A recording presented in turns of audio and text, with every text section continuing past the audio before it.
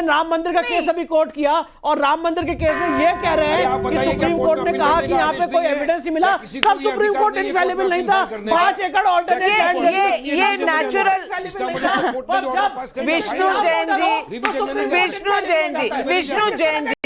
विष्णु जैन जी ये बहुत natural reaction है। जिसके पक्ष में होता है कोई भी वर्डिक्ट वो गदगद होता है, जिसके पक्ष के खिलाफ होता है वो कहता है कि भाई हम डिसएग्री करते हैं और हम और Supreme Court is supreme but not infallible. लेकिन ये बात तो जवाब दीजिए वारिस पठान जी, ब्रेक लगाइए और इस सवाल का जवाब दीजिए। बहुत संगीन सवाल है क्योंकि आप कॉन्स्टिट्यूशन पर इतना विश्वास रखते हैं। 1.5 साल जब इलाहाबाद हाईकोर्ट ने स्टे दे के रखा था आपको, तब तो कोई इनफैलिबल कोई डिसरिस्पेक्ट की बात नहीं हो रही थी।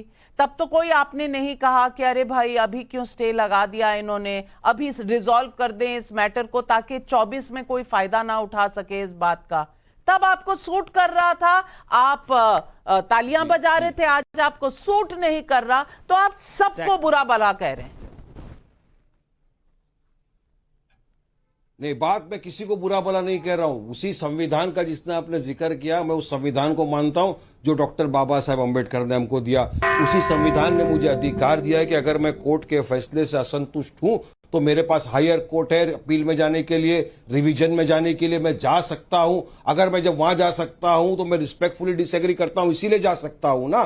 तो कोर्ट ने तो मुझे अधिकार दिया, संविधान ने मुझे अधिकार दिया है कि मैं अपना जो राय है वो रख सकता हूं। यही तो देश की ब्यूटी है, यही तो देश के संविधान की खूबसूरती है। तो ये लोग नहीं मानते। ये हक सिर्फ आपको थोड़ी दिया है, ये हक सिर्फ आपको थोड़ी दिया है। हमारे यहाँ बहुत माननीय एडवोकेट विष्णु जैन जी है, उनको भी सेम टू सेम अधिकार दिया है। आप आज सुप्रीम कोर्ट गए, आप इलाहाबाद हाई कोर्ट भी गए, लेकिन आपका तो विष्णु जैन जी अब आप जवाब देखिए। मैं एक बात कहना चाहता हूं, आपको याद होगा नाविका जी, जब सुप्रीम कोर्ट में राम मंदिर की हियरिंग हो रही थी, मैं नाम नहीं लेना चाहता ऑनरेबल जजेस का, एक 5 फ्यूचर चीफ जस्टिस की बेंच गठित हुई थी और बोला गया कोर्ट से कि आप ये केस मत सुनिए, और उसके बाद एक ऑनरेबल जज को रिक्यूज करना पड़ा। राम मंदिर की हियरिंग में राम मंदिर का नक्शा फाड़ा था किसने कोर्ट के पटल पे, ये बताया जा मुझे जरा वारिस भाई द्वारा। और मैं एक बात पूछना चाहता हूं, आप कृष्ण जन्मभूमि के केस में हमने तो बहुत सारे फैक्ट और डॉक्यूमेंट बताए, नाविका जी इनसे जरा पूछ लीजिए इनके पास क्या एविडेंस है सिवाय ये कहने, क्या वफ डीड है क्या? वारिस भाई आपसे सवाल पूछ रहा हूं, शाही ईदगाह मस्जिद की वफ डीड कहां है? शाही ईदगाह मस्जिद की वफ डीड कहां है? क्योंकि वारिस भाई लॉ जानते हैं, किसी भी मस्जिद के लिए जरूरी है कि वो एक वैलिड वफ हो, और यहाँ पे कोई वफ डीड नहीं की गई है।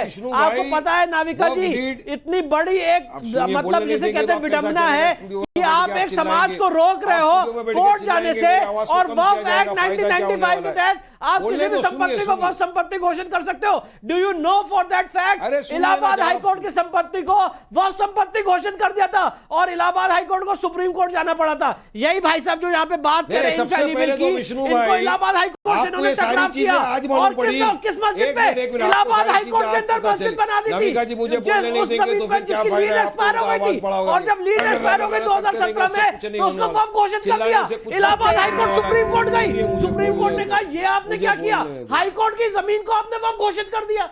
तो उसी तरह से मथुरा की शाही ईदगाह मस्जिद को वक्फ घोषित कर रहे हैं विदाउट एनी डॉक्यूमेंट। चलिए, it's a case of illegal encroachment. उत्तेजित किसी को भी नहीं होना चाहिए।